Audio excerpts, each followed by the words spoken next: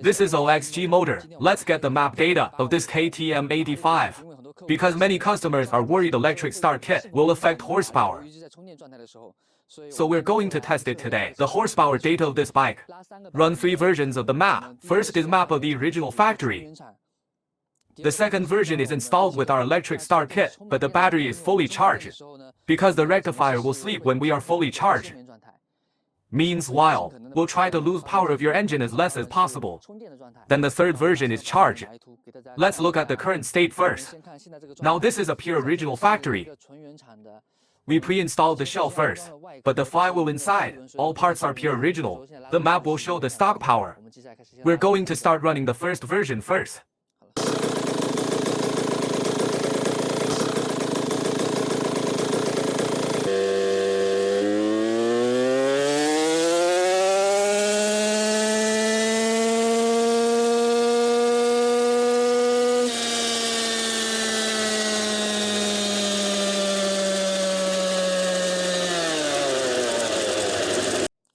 Okay, our electric start is installed now, and the charging cable is also connected.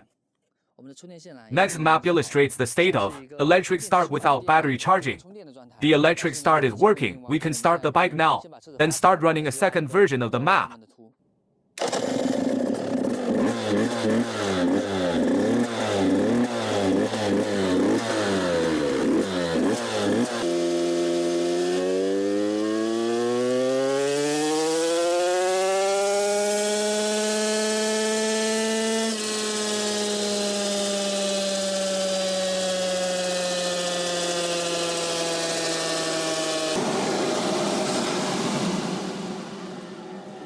We now embody the map's difference.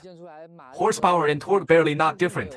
One is 19.32 stock state, one is 19.55 electric start state, and the torques are 18.7 and 18.58. It's little fluctuation.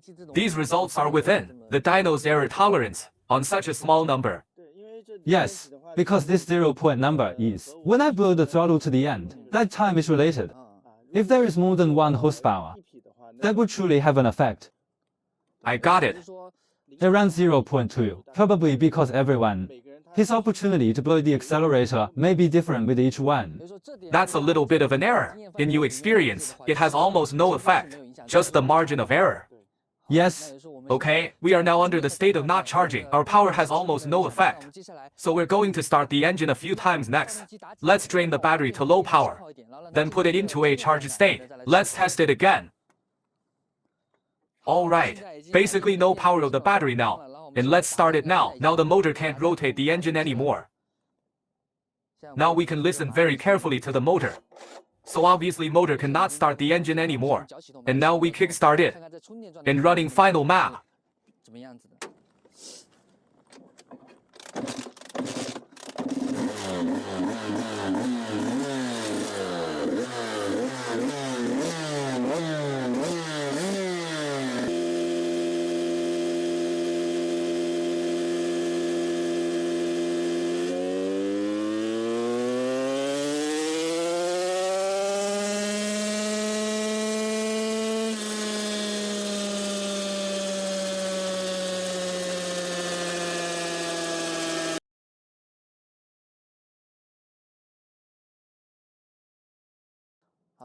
Now we have all 3 maps now, and we put it all on the graph for comparison. Then let our tester explain to us these 3 maps difference.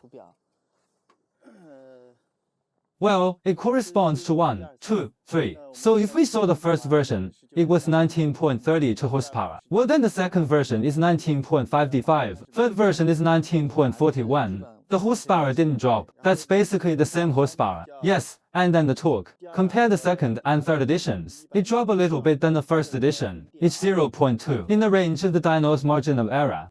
Okay, our calculations on paper. Our charging power is about 50 watts. And then, the power of an engine. It's 19 horsepower. Converted to kilowatts, it is about 14 kilowatts.